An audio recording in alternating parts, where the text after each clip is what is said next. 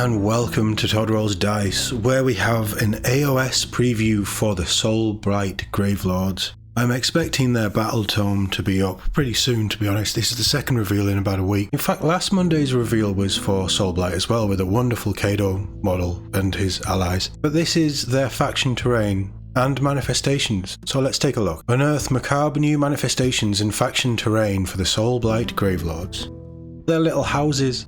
The vampires of the mortal realms are supremely powerful creatures whose cursed existence comes with a range of benefits. For the low cost of an unquenchable thirst for blood, these pallid nobles gain superhuman strength and speed, and control over vast armies of undead soldiers.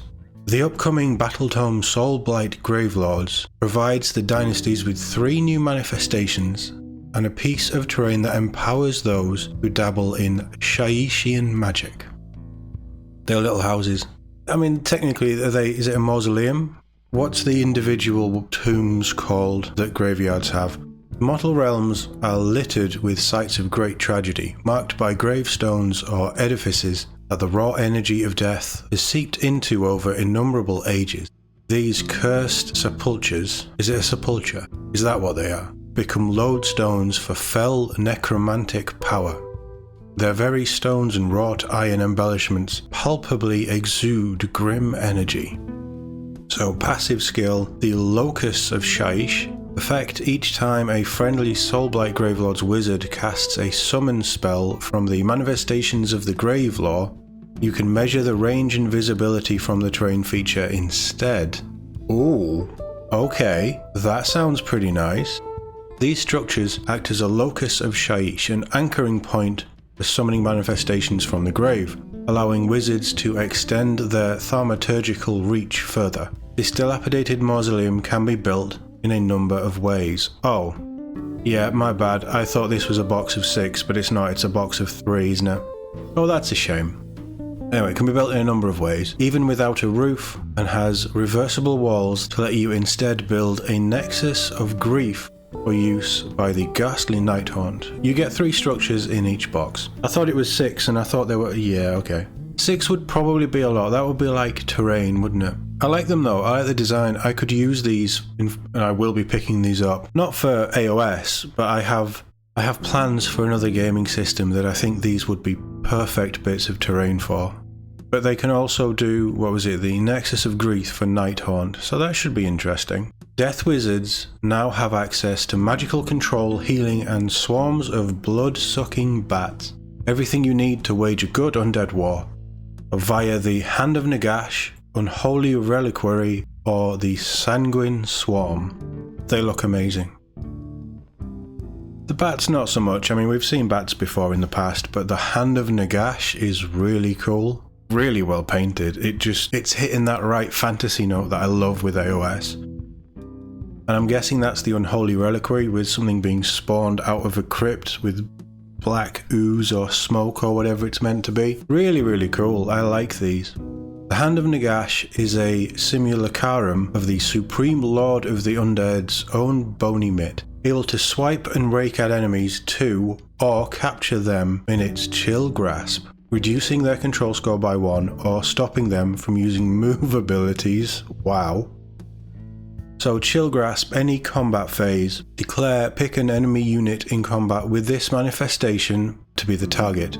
Effect, roll a dice. On a 4-up, the following effects apply until the start of your next turn. Okay.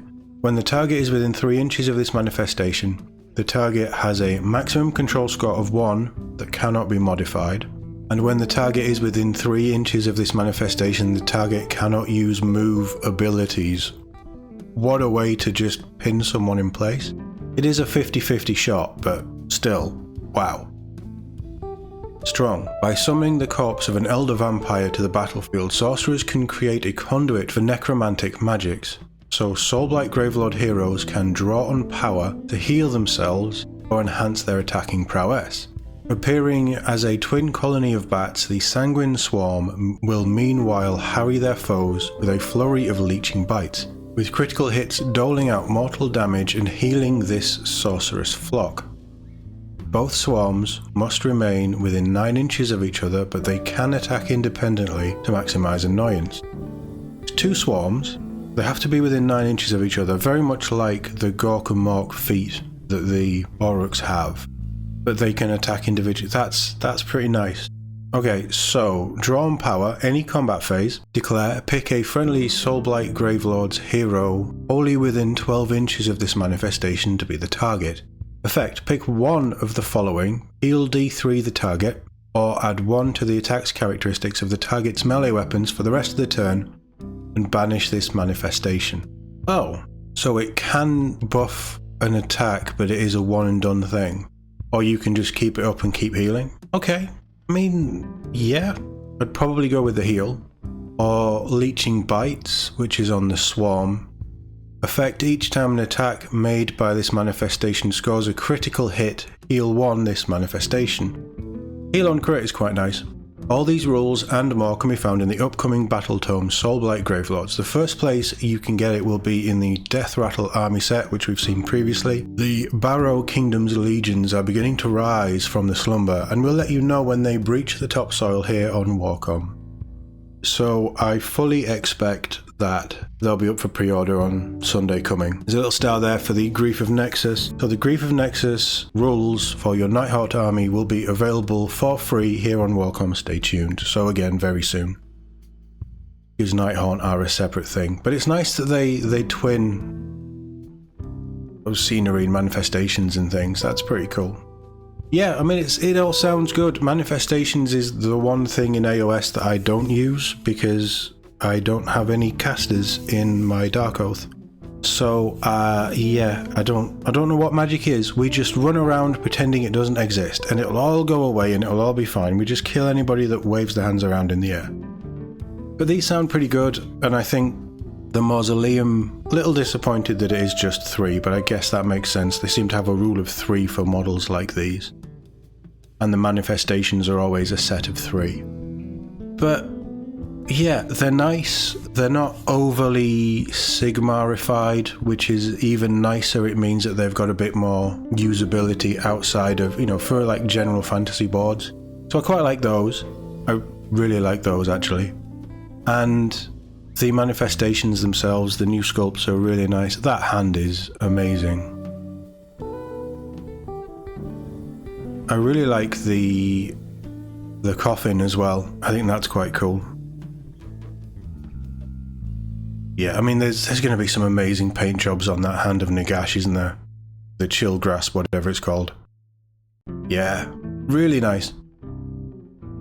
Yeah, and it reads, obviously Emperor's Children is up this weekend, and there's going to be a lot of Emperor's Children stuff for 40k. It's a huge release for 40k. But Soulblight is the next one for AOS. AOS seems to be coming in pretty quick, but I'm expecting this to be up and probably releasing end of March at the very latest. So it's all looking good for AOS. I'm looking forward to seeing what they do. I don't think I will be picking up their army box, but I'm very interested in picking up the battletome and just reading their lore and stuff, because the Sigmar stuff really interests me, and I would love to know more about all the factions.